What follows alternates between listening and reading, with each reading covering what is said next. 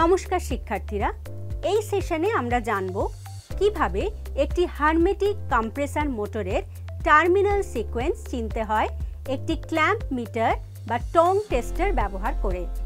এছাড়াও আমরা একটি এমিটার এবং এভিও মিটার ব্যবহার করে স্টার্টিং কারেন্ট এবং রানিং কারেন্ট মাপব। এই অনুশীলনের শেষে তোমরা সক্ষম হবে বর্তমান কয়েল রিল চেক এবং পরীক্ষা করা, ওভারলোড প্রোটেক্টর পরীক্ষা করা, কম্প্রেসর ওয়াইন্ডিং চেনার দক্ষতা, কম্প্রেসরে একটি শর্ট সার্কিট চেনার দক্ষতা, ডোর সুইচের অবস্থা মূল্যায়ন করা, থার্মোস্ট্যাট এবং ক্যাপাসিটর পরীক্ষা করা, ইউনিট চালিয়ে মাপতে হবে শুরুর এবং রানিং কারেন্ট দুটোই। এখন চলো দেখা যাক যে কোন টুলস, ইকুইপমেন্টস এবং কনজিউমেবলস প্রয়োজন।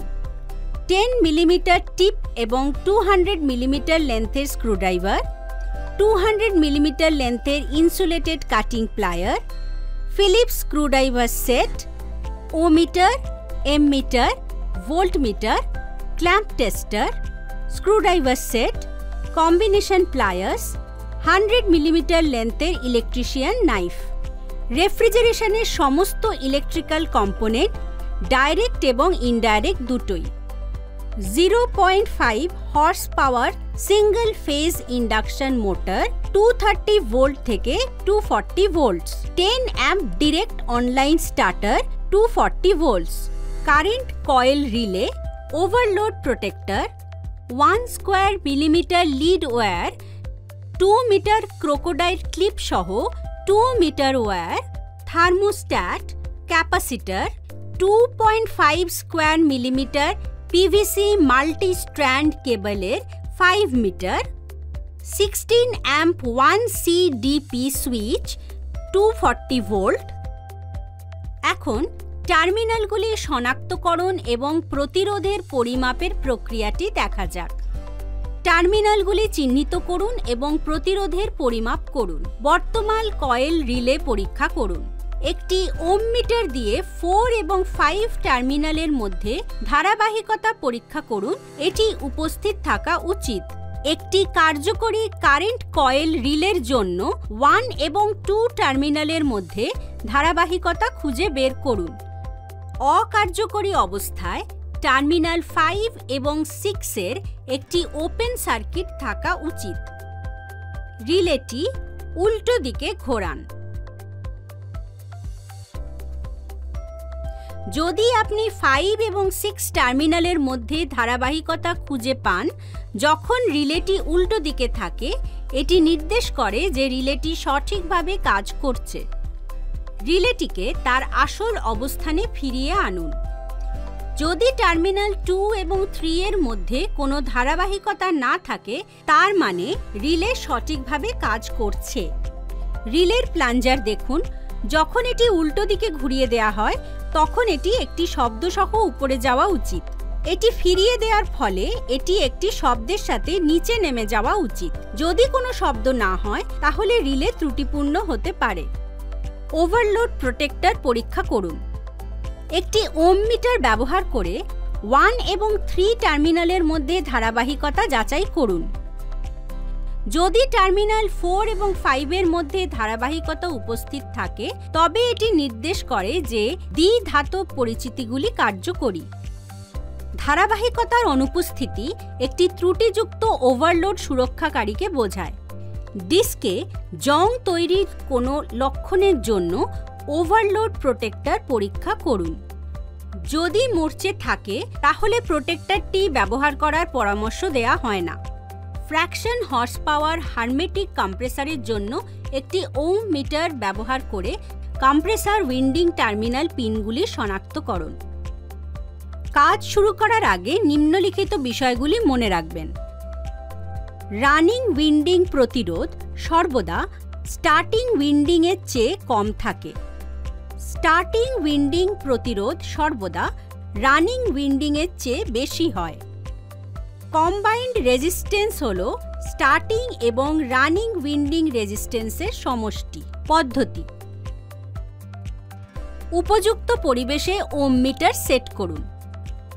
এ এবং সি টার্মিনালের মধ্যে প্রতিরোধের পরিমাপ এবং রেকর্ড করুন। এটি প্রায় 20 ওম হবে।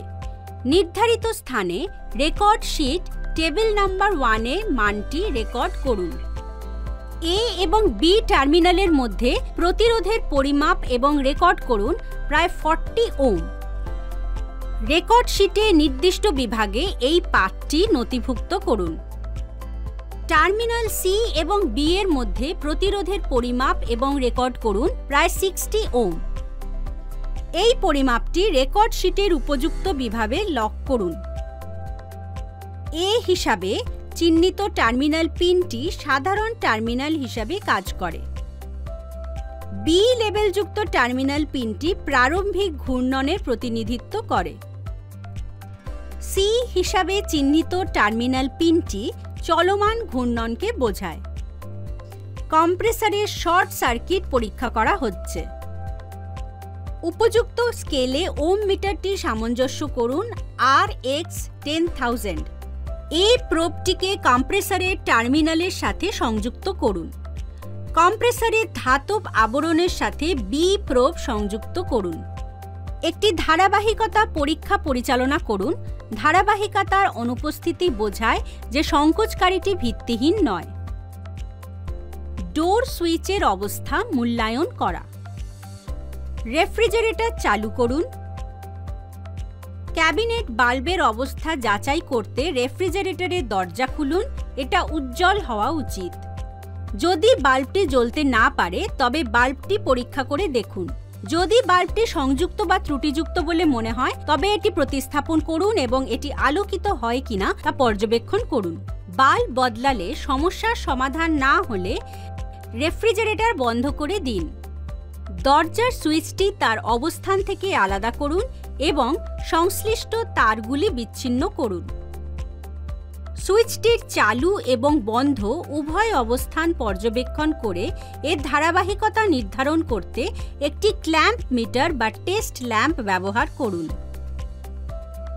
বাল্ব ধারকের সঙ্গে সংযুক্ত তারগুলি পরীক্ষা করুন।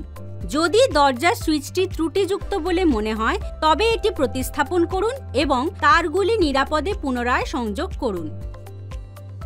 থার্মোস্ট্যাটের অবস্থা মূল্যায়ন করা। রেফ্রিজারেটর চালু করুন। রেফ্রিজারেটরটি যদি প্রত্যাশিতভাবে কাজ না করে তবে থার্মোস্ট্যাটটি পরীক্ষা করতে এগিয়ে যান। থার্মোস্ট্যাটটি সরিয়ে ফেলুন এবং তারের তারগুলি বিচ্ছিন্ন করুন। একটি ক্ল্যাম্প মিটার বা একটি টেস্ট ল্যাম্প ব্যবহার করে থার্মোস্ট্যাটের অফ এবং অন উভয় অবস্থাতেই তার রিডিং পরীক্ষা করে তার ধারাবাহিকতা মূল্যায়ন করুন। ক্যাপাসিটর পরীক্ষা করা। পরীক্ষার জন্য ক্যাপাসিটরটিকে তার অবস্থান থেকে সাবধানে বিচ্ছিন্ন করুন এবং সরিয়ে ফেলুন। ক্যাপাসিটরটিকে ক্যাপাসিটর টেস্ট সার্কিটে সংযুক্ত করুন। সার্কিটের মধ্যে অবস্থিত ফিউজ পরীক্ষা করুন। সার্কিট প্লাগ ঢোকানোর মাধ্যমে বিদ্যুৎ চালু করুন। প্রায় 1 থেকে 2 সেকেন্ডের জন্য চার্জিং সুইচ বি টিপুন এবং ধরে রাখুন। সার্কিট প্লাগটি সরিয়ে সার্কিটটি বন্ধ করুন। খোলা অবস্থানে সুইচ বি সহ ক্ষণিকের জন্য শর্টিং সুইচ সি স্পর্শ করুন। যদি ক্যাপাসিটরটি ভালো অবস্থায় থাকে তবে একটি দৃশ্যমান স্ফুলিঙ্গ প্রদর্শিত হওয়া উচিত। যদি প্রাথমিকভাবে কোনো স্ফুলিঙ্গ না দেখা যায় তবে ক্যাপাসিটর প্রতিস্থাপনের আগে আরও 2 বা 3 বার পরীক্ষা করার চেষ্টা করুন। চলে আসো একটি হারমেটিক কম্প্রেসর মোটরের টার্মিনাল সিকোয়েন্স ক্ল্যাম্প মিটার ব্যবহার করে চিহ্নিত করি। একটি এম মিটার এবং এভিও মিটার ব্যবহার করে স্টার্টিং এবং রানিং কারেন্ট মাপি। কারেন্ট মেজার করা। ইউনিটটি প্লাগ করতে হবে এবং পাওয়ার চালু করতে হবে। দীর্ঘ টেস্টারটি ফেজ ওয়্যারে দৃঢ়ভাবে ক্ল্যাম্প করতে হবে। ইউনিটটি চালিয়ে দিয়ে টেস্টারটি ধরে রাখতে হবে। প্রায় 5 মিনিট পর্যন্ত ইউনিটটি চলতে দিতে হবে। দীর্ঘ টেস্টার দিয়ে একটি প্রাথমিক কারেন্ট রিডিং নিতে হবে এবং এটি রেকর্ড করতে হবে। দীর্ঘ টেস্টার ব্যবহার করে আরও একটি কারেন্ট রিডিং নিতে হবে এবং রেকর্ড করে নিতে হবে। ইউনিট বন্ধ করে দিয়ে দীর্ঘ টেস্টারটি ফেজ ওয়্যার থেকে নিরাপদভাবে সরিয়ে নিতে হবে।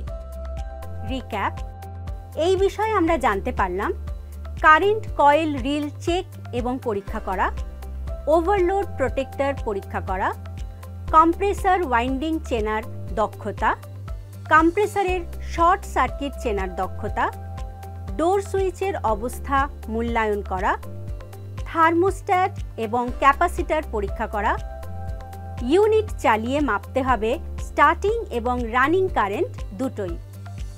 আমি আশা করি তোমাদের সবাইকে হারমেটিক কম্প্রেসর মোটরের টার্মিনাল সিকোয়েন্স চিহ্নিত করার প্রসেসটি বোঝাতে পেরেছি। এটি ক্ল্যাম্প মিটার ব্যবহার করে এবং এম মিটার এবং এভিও মিটার দিয়ে তথ্যসূত্র মাপতে হয়। তোমাদের সবাইকে অনেক ধন্যবাদ। আসো পরবর্তী সেশনে দেখা করি। বিদায়।